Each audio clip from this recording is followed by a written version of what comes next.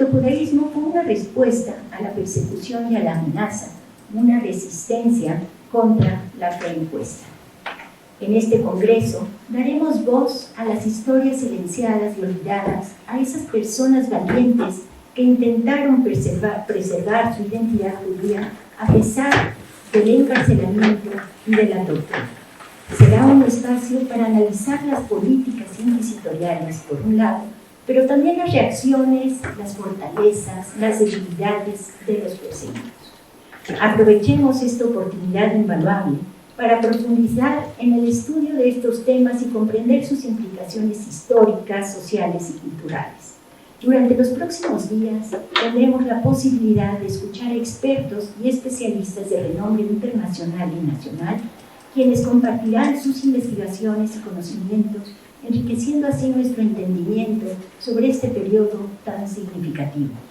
Declaro oficialmente inaugurado el segundo Congreso Internacional sobre Inquisición y Criptojudaísmo, siglos XVI a XVIII. Nuestra primera ponencia, que será a distancia, la primera mesa de trabajo está titulada Familias y Genealogías, y por supuesto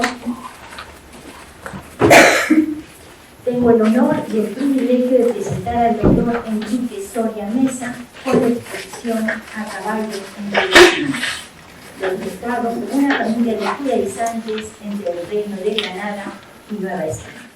Me interesaba mucho participar en un congreso sobre judaísmo y criptojudaísmo y sobre todo sobre conversos en el ámbito americano y más concretamente nuevo hispano, porque buena parte de mis investigaciones todavía no publicadas van en esa dirección, es decir, el estudio masivo de demasiados años ya, 30 años por lo menos, de los judeoconversos españoles, castellanos sobre todo, pero españoles en general, y del Reino de Granada, Córdoba, Jaén, de Andalucía en particular, me han ido llevando poco a poco hacia el terreno americano, hacia el terreno indiano, si queremos llamarlo así.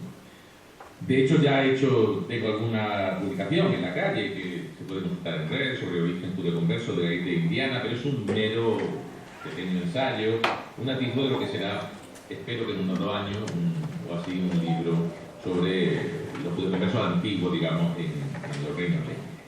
Quería traer, como digo, a colación para este congreso un estudio que unificara los trabajos que previamente había ido realizando, las investigaciones sobre todo, para el Reino de Granada, al cual dedicaré también pronto una extensa monografía que llevo preparando 3 décadas sobre la presencia judeoconversa en ese reino, porque es básicamente un reino converso, lo que ha quedado ocultado por la importancia de lo morisco, pero lo judeoconverso es muy superior incluso a lo morisco en trascendencia, y llevar eso al ámbito novohispano, al ámbito de los criptojudaizantes mexicanos. Todo ello, además, me ronda la cabeza hace mucho tiempo, porque en el Archivo General de la Nación, México, por fortuna digitalizado, la parte de Inquisición, aunque en bloques extensos, y a veces no demasiado bien digitalizado, pero una maravilla para los que vivimos a este lado del Atlántico, pues se encuentra una carta que yo he consultado directamente, pero que en su día editó una compañera mía en Granada, a la cual asesoré para realizar una pequeña constitución, un congreso que hubo en el año 92 sobre Granada y el Reino de Granada y América, ¿no? Esta carta es muy interesante y ha tenido poco impacto porque, aunque se ha copiado y repetido, etcétera, porque claro, no se conoce bien, de nada, quiénes son los protagonistas más allá de sus nombres. Esta carta, más allá del introductorio, es la que dedica, con contenido muy fuerte, a continuación, verán, un tal Alonso Ruiz de Córdoba, a sus tías, como él mismo indica, y tienen ustedes marcado en negrita, sobrino de vuestras mercedes, en 1626, de la Ciudad de México, a su tía Isabel y Felipa de Mercado.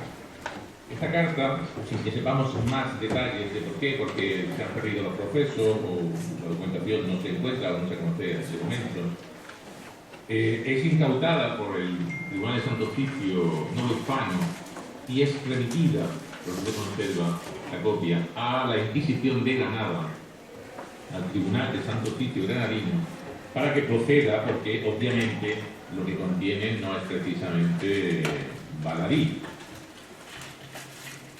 En medio de una serie de referencias descontextualizadas, se dice por parte de un judeconverso notorio a sus tías judaizantes que han sido reconciliadas por la Inquisición de Granada, que él no ha renegado de la ley santa y buena que le enseñaron sus padres, es decir, de la ley de Moisés. ¿Qué pasó después?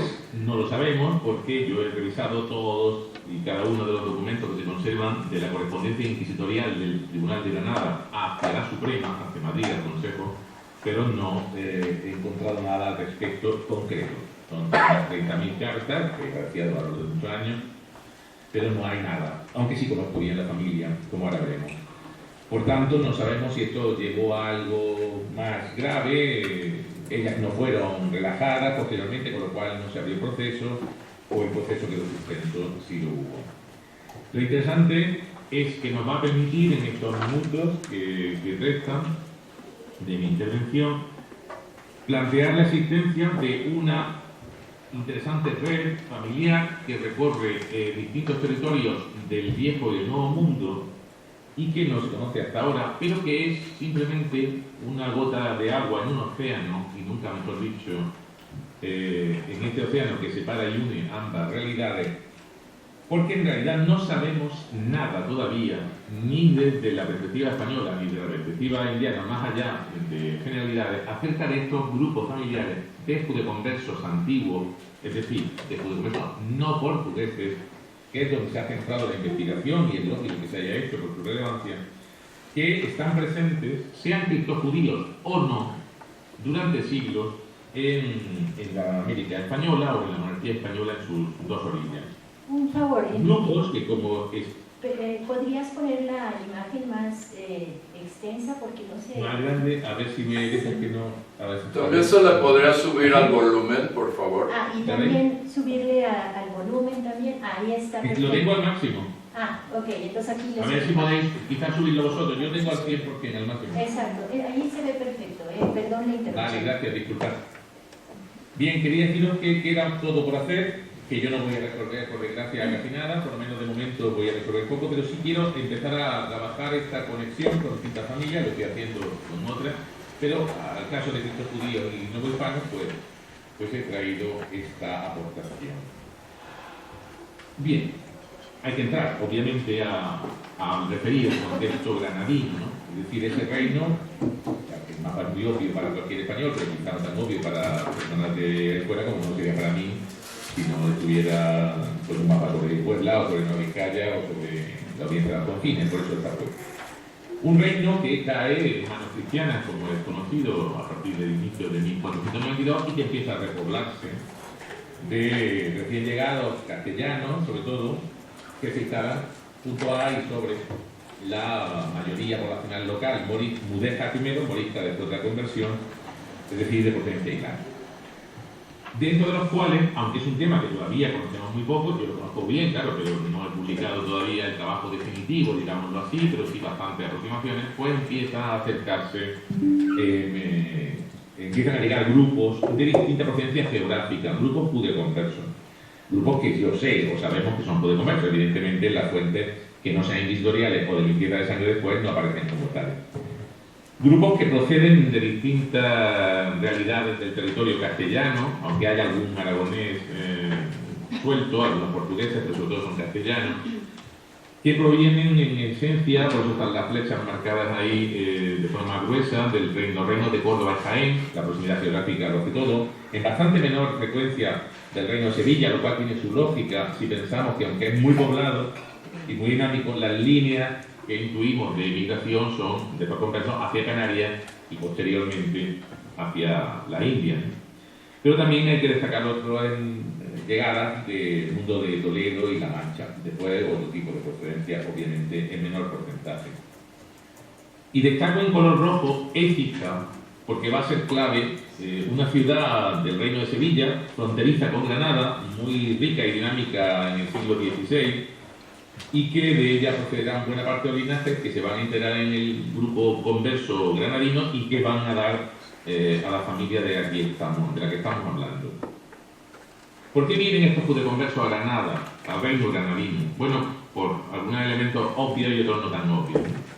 Obviamente por escapar del control social en un territorio que no tiene orígenes, que acaba de ser conquistado, nadie se conoce, no hay una historia previa, y es una manera de escapar del control social, de los vecindarios de donde se proviene y sobre todo de las persecuciones dictatoriales. Un territorio donde no va a haber Inquisición hasta 1526 por mandato regio, es decir, hay un periodo de más de 30 años, 32 años de relativa tranquilidad que solo se interrumpe un momento en 1508 donde el Reino de Granada, que pertenece al Tribunal de Córdoba de momento, porque como no tiene sede en la capital, pues pertenece a Córdoba y solo hay un pico de persecución conversa, de burócratas, etc. Pero el resto es de bastante tranquilidad. A partir de 1526 ya se creará un tribunal propio que se dedica sobre todo a los moriscos, porque son el gran problema. Es decir, los judeoconversos tienen un bastante encaje, un buen encaje dentro de un orden. Pero también es un territorio donde hay grandes oportunidades económicas. La gestión de la renta, de las complejísimas rentas de origen nazarí, de origen musulmán, más lo que se va a imponer por el Estado cristiano, y la existencia de elementos económicos de primer orden, como la seda, la lana, el azúcar en la costa, otros elementos como las pasas de Málaga, que hay elementos de exportación, hacen que haya una gran actividad y dinamismo en un reino muy, muy poblado todavía. Y ahí los judeoconversos entran de manera muy clara, ¿no? Por tanto, vamos a tener un siglo XVI con muchísimos conversos, pero instalados ya en las instituciones, en buena medida, pero que tienen relativamente pocos problemas con la Inquisición. Hasta finales del siglo. Precisamente son las postrimerías del 500 las que presencian una de las más importantes persecuciones de judeoconversos en esta etapa tardía. Es decir, como sabe cualquiera que se asome a la historia de la Inquisición, el terrible Tribunal de la Fe, tiene su pico de actuación brutal, quemando a miles y miles de personas a finales del siglo XV y las dos primeras décadas del siglo XVI. A partir de ese momento, no es que no tenga actuación, pero son algunas complicidades locales, pues en La Mancha, en Quintana de la Orden, en Lorca, en Murcia, conversos que acaban dando el mixta a los protestantes, como en Valladolid o Sevilla a mediados del siglo. Pero poco más. La más importante de estas complicidades del final del siglo XVI es la que se da en Granada, en el Reino de Granada, y que nos lleva directamente a estos mercados de los que voy a hablar y estoy hablando de forma genérica y hablaré ahora en particular, y se da entre 1193 y 1195 grosso modo, aunque tiene coletazos hacia la primera década del siglo XVII.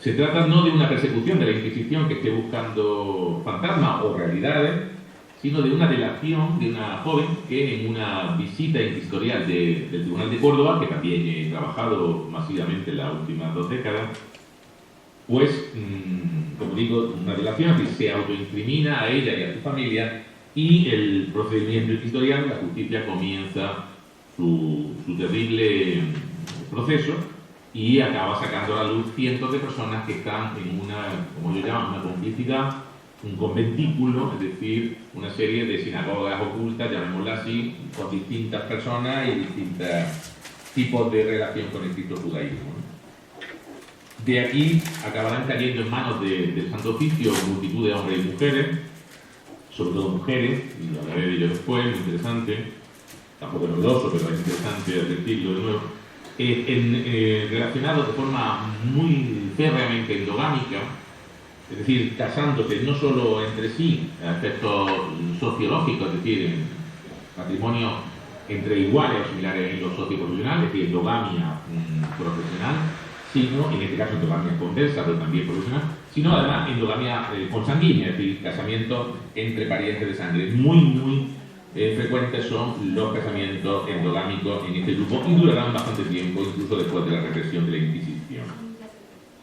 Aquí tienen un mapa muy tonto, no se me dan demasiado bien los gráficos en el ordenador, que muestra una casi línea diagonal que cruzaría los grandes núcleos de esta complicidad, ¿no? Que van desde la ciudad de Écija, como les digo, en el Reino de Sevilla, pero muy cercana a Córdoba y en la frontera de Granada, hasta la propia ciudad de Granada, la capital del reino, pasando por la ciudad de Lucena, que tiene también un destacado conjunto de conversos de ambas ciudades. Todos están casados entre sí, relativamente sí, durante 3-4 generaciones, y una pequeña estrellita ahí arriba que indica la localidad de Aguilar de Frontera, un señorío también destacado, pero no tan relevante, donde hay una serie de personas de este grupo, de este gran, enorme grupo de parentesco. Distintos apellidos, que no voy a traer a colación ahora, pero que por obvia falta de tiempo. En este grupo, con Granada de cabeza, pero ética como otra, digamos, casi elemento bicéfalo, se va a mover este drama que nos lleva desde Granada hasta Nueva España. La genealogía la he podido reconstruir de todos los afectados durante mucho tiempo, con fuentes inconexas, porque se han perdido los procesos inquisitoriales, pero se conservan en el Archivo Histórico Nacional de Madrid muchísima información, todavía aunque fragmentaria. Se conserva la correspondencia granadina a Madrid, como ya he dicho, y la de cualquier tribunal, incluyendo el de México.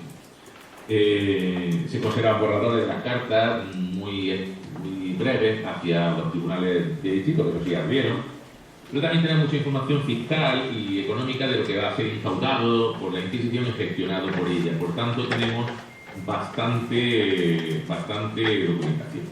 Todo ello completado, por supuesto, con el recurso a los archivos locales, es decir, la revisión de cientos, varios miles de expedientes matrimoniales del Reino de Granada, todos los protocolos notariales de que se conservan del siglo XVI, que están bastante mermados, por desgracia, por un incendio hace tiempo, pero bueno, son suficientes, y en el siglo XVII, que ya va aumentando, pues se han visto también casi la mitad del siglo, documentación municipal, documentación de todo tipo relacionada con el de sangre, durante 30 años trabajando de forma intensa. Con todo ello he podido reconstruir el devenir genealógico y familiar de cientos y cientos de personajes, de los cuales les traigo una muestra, que muestra precisamente la que afecta a estas dos señoras a las que se escribe la referida carta por parte de su sobrino Alonso Ruiz de Córdoba, ya en 1620. Es decir, estamos hablando de unos 30 años después del drama. Drama, finales del 16, como he dicho, 1593, 1595, en el que caen en manos de la Inquisición muchísimas personas, sobre todo mujeres. Vean este esquema que tienen ustedes, espero que se distinga en la pantalla lo suficiente. Es un fragmento de, como digo, una genealogía gigantesca que englobaría a cientos de personas o incluso miles de personas. Es el grupo familiar de Gonzalo de Mercado, un escribano público de la ciudad, acomodado, bastante rica la familia, y de su esposa María de Leonor de Silva. Ambas familias proceden de Écija y son parte de este grupo, como digo. Entre sus numerosos hijos supervivientes, todas las que ven ustedes, personas en rojo, han sido reconciliadas. Y fíjense como son todas mujeres, menos una que se les escapó o no practicaba. Tanto Beatriz como Leonor, María, Isabel, pero lo interesante no es solo eso, reconciliadas por judaizantes, quiero decir, sino que el matrimonio de aquellas personas, de aquellas hijas e hijos que casan, se hace con personas del mismo entorno. Eso tampoco es ninguna novedad, ¿verdad? Sancho de Vargas es un abogado, los hijos de reconciliadas, son todos conversos. Pedro Gómez de Marchena nos lleva de nuevo a Écija, que es un jurado de un cargo intermedio del Cabildo Municipal de Écija, cuya cuñada es reconciliada por judaizante, además de que todos son conversos. Diego está casado con una reconciliada también, que nos lleva al mundo marrano, son de las primeras apariciones importantes de los portugueses en Granada, que son un elemento más periférico. O la última, que es muy interesante, porque Felipa se casa ya mayor, se casa con 40 años, una edad que en el antiguo régimen es mucho. Es decir, es un casamiento con un viudo, la viuda reconciliada, que además es su pariente. Esto no es un matrimonio para procrear, esto es un matrimonio para cerrar filas, para proteger a esta mujer que ha quedado, para empezar, con los bienes confiscados, como toda la familia, y para proteger a una mujer que está pues, en situación de indefensión y de este entorno tan hostil, casándose con ella un pariente, 15 años mayor todavía que ella, viudo, pero del mismo entorno judaizante. Me parece interesante una línea para seguir. ¿Por qué mujeres? Bueno, ya sabrán ustedes, los que sean estudiosos, aficionados, o tengan nociones del estudio de la represión inquisitorial o socio-conversión, que tanto en España como en América, pero en España se ve perfectamente, hay una gran afluencia, desgraciada afluencia, de mujeres a los autos de fe. ¿Por qué? Pues porque son personas que mantienen mucho más la tradición de sus mayores. Las mujeres tienen un ámbito en estos siglos doméstico superior al del hombre, es obvio, y esa presencia de lo doméstico, que se ve muy bien en las declaraciones, en los fragmentos que nos quedan de testimonios de estos propios procesos, como es precisamente en el ámbito de la cocina, cuando estas hijas ya que llegan a una edad de ser niñas, pero a una edad adolescente, se les informa de la auténtica fe, se les informa de la fe judía, ¿no? Que viene una señora mayor y es la que las adoctrina en presencia de sus madres, de sus tías, de sus abuelas. Es decir, se les explica que lo que han conocido hasta ese momento no es verdad, que tienen que mantener la ficción cara a la galería, por el problema obviamente de represión inquisitorial y el peligro para su propia vida y la de toda familia, pero que la ley de Moisés es la auténtica, así se les dice, y así ellas operan a continuación, y eso declararán cuando sean procesadas en los momentos que conocemos documentalmente demostrados, porque desde la mayoría se ha perdido. Bueno, pues estos personajes son una parte de un gigantesco esquema que aquí evidentemente no puedo traer, que engloba a decenas de familias que todas se relacionan, como digo, de forma muy endogámica, y que va a ser además una interesantísima parte de un grupo de poder que controla la Real Chancillería de Granada, es decir, controla la Audiencia de Granada, un tribunal de justicia, un tribunal superior que viene a distribuir justicia en nombre del rey y en parte a gobernar el territorio, toda Castilla desde el Tajo hacia abajo, es decir, desde la línea del Tajo, todo lo que quede hasta la costa con Mediterráneo, es decir, los reinos de Sevilla, de Córdoba, de Jaén, de Granada, pero también los de Murcia, La Mancha, Cuenca, toda Extremadura, prácticamente todo eso depende de Granada. Bueno, pues ese tribunal está tomado en sus oficios bajos y medios por judeconversos que han creado una serie de sagas que se repiten y suceden en el poder, y algo fundamental, porque la Chancillería no solo cuestiona pleitos, sino también es, por ejemplo, la garante de los pleitos de nobleza, de los pleitos de hidalguía. Es decir, muchas familias conversas están limpiando su sangre de una forma u otra, precisamente porque están dentro de un paquete de familiares, amigos, allegados o colaboradores que facilitan la victoria en estos pleitos, cuando en realidad no se defiende de nobles, sino de condenados por la Inquisición o de conversos antiguos, ¿no? Pero bueno, es un tema en el que día a día nos deberíamos leer. 5 minutos, Enrique. Sí, tengo el pero no se preocupe. Bien, si esas son estas, ¿quién es el que le escribe? Bueno, pues no sabemos nada de él, más allá de su nombre. No he sido capaz de encontrar nada, entre otras cosas porque no sabemos si nació en México, si nació en Écija, en Granada. Es muy probable que sea nieto de quienes tienen ustedes ahí, un homónimo que fue escribano público de la ciudad de Écija y que aparece en la documentación en torno a 1575. Es muy probable. Eso explicaría el parentesco, sería sobrinos lejanos. Hay que seguir. Bueno, y quiero terminar en estos 5 minutos con algo genérico, pero creo que es importante. Bueno, ¿por qué está Alonso Ruiz de Córdoba en Indias? ¿Por qué ha ido? Bueno, evidentemente, pues por razones lógicas, ¿no? Para escapar del control social. Especialmente cuando toda su familia, toda prácticamente, ha pasado por autos de fe. ¿Pero por qué se va? Porque puede. ¿Y por qué puede? Porque todo lo que hemos aprendido hasta ahora, de que las pruebas de nobleza, de genealogía, las pruebas genealógicas que tenían que hacerse para pasar a India eran las que impedían el tráfico de los conversos, todo eso es absolutamente falso. Todo eso es una burda creación, una mentira, y se basa sobre todo en la no investigación. Porque tenemos a nuestra disposición en pares miles de pruebas y no hay una sola que dé problema. Porque uno elige los testigos, uno se va a un notario y paga con sus testigos, y eso es lo que dicen 3 o 4 personas, y con eso se va a Sevilla, y de Sevilla se va a Lima, se va a Perú, se va a Quito, se va a Panamá. Y lo saben los contemporáneos, lo sabe la propia Inquisición, que dice en multitud de documentos, uno publicado, otros están por ahí a la espera, que es frecuentísimo que descendientes de judíos hacen informaciones para pasar a India. Se repite sistemáticamente, descendientes que están llamando la atención a las autoridades, y esto no tiene ninguna consecuencia. Las pruebas son hechas con muy pocos testigos, amigos de ellos, otros son parientes y se oculta que sean parientes. Perjuran sistemáticamente. Veamos un caso en 300, en este caso un arquitano también de Écija, de otra familia, pero relacionado directamente con ella. En 1613 se va este señor. Todos los testigos dicen que es limpio de sangre. ¿Qué es lo que sucede? No solo que sea converso, es que su madre va a ser condenada 5 años después por judaizante, por santo oficio. Los testigos no van a saber a qué se dedica la familia. Bueno, si eso es lo que va a pasar, veamos qué ha pasado. Ahí tienen ustedes una serie de personas que van a probar, las que están en negro, su limpieza de sangre para pasar a América. Como ven ustedes, los testigos van a decir, todos son muy limpios y todos descienden de condenados por la Inquisición de su vida y familia, además de la nobleza. Es decir, se pasa a América porque es muy fácil pasar. No hace falta recurrir a lo que decían algunos, que era cómo explicaban el hecho de que había conversos. Bueno, pues pasaban sin licencia, ocultos.